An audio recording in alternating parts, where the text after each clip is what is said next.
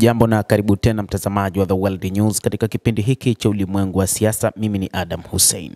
Kumekuwa na ripoti kwamba rais wa Marekani Bwana Donald Trump anataka kumtimua kazi mkurugenzi wa FBI Kash Patel.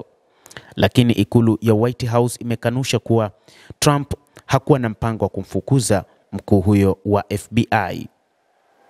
Ripoti zinaeleza kuwa Trump alikuwa tayari kumbadilisha mkurugenzi wa FBI Kash Patel na Andrew Bailey kutokana na kufadhaika, lakini ikulu ya White House imekanusha ripoti hiyo na kuitaja iliyoundwa kikamilifu. Ikulu ya White House ilikanusha mnamo Jumanne kwamba rais wa Marekani Donald Trump alikuwa anafikiria kumuondoa Kash Patel kama mkurugenzi wa FBI, kama ambavyo imeripotiwa kupitia baadhi ya mashirika ya habari.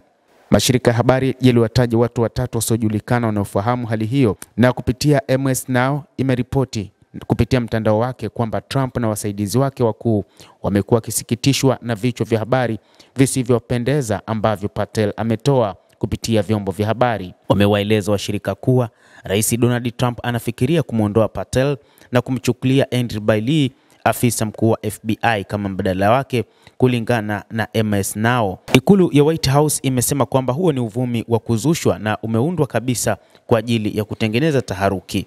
Msemaji wa ikulu ya White House Karoline Leavitt alisema kupitia ukurasa wa X kwamba habari hizo ziliundwa kabisa na ni habari potofu, na akachapisha picha ya Trump na Patel ambayo alisema ilipigwa katika ofisi ya Oval mnamo siku ya Jumanne. Leavitt alisema Trump na Patel walikuwa kwenye mkutano wakati ripoti hiyo ilipochapishwa, na rais aliitikia kwa kucheka na kusema, "Nini hiki? Huo ni uongo kabisa. Njoo Kash, tupige picha tuwaonyeshe unafanya kazi nzuri." Donald Trump alitoa msaada kwa mkurugenzi wa FBI Kash Patel mnamo Jumanne kufuatia habari hizo kwamba kiongozi huyo wa Republican alikuwa anafikiria kumuondoa Patel kutoka katika jukumu lake la sasa.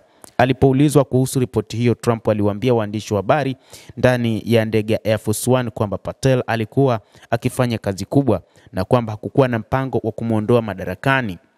Kumekuwa na uvumi huo kwamba rais wa Marekani Donald Trump, kutokana na aina ya utendaji kazi wake, amekuwa mara kadhaa akigombana na baadhi ya maafisa wake, huku akiwaeleza ukweli na kutaka kuwatimua kazi, na hata ilidaiwa kwamba hata wakati wa vita vya siku 12 wakati alipoagiza matumizi ya ndege ya B-2 ambayo ilidaiwa kugonga mwamba na baadhi ya maafisa, aliamuru kufutwa kazi kwa hao maafisa, na aliamua kutokana na kwamba aliamini kile ambacho kimefanyika kwamba ameshamaliza matatizo ya nyuklia nchini Iran na eneo zima la Mashariki ya Kati, kwa maana hakuna sasa nyuklia nchini Iran. Lakini kadri siku zilivyozidi kusonga, uchunguzi ukaonyesha kweli kwamba Trump aliongea kitu ambacho hakikuwa na ukweli, tofauti na kile ambacho maafisa wake walimueleza.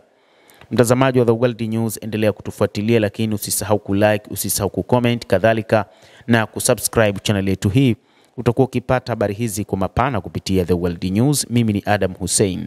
Endelea kuwa nasi wakati wote, endelea kutufuatilia ili uweze kufahamu ni nini kinajiri katika ulimwengu.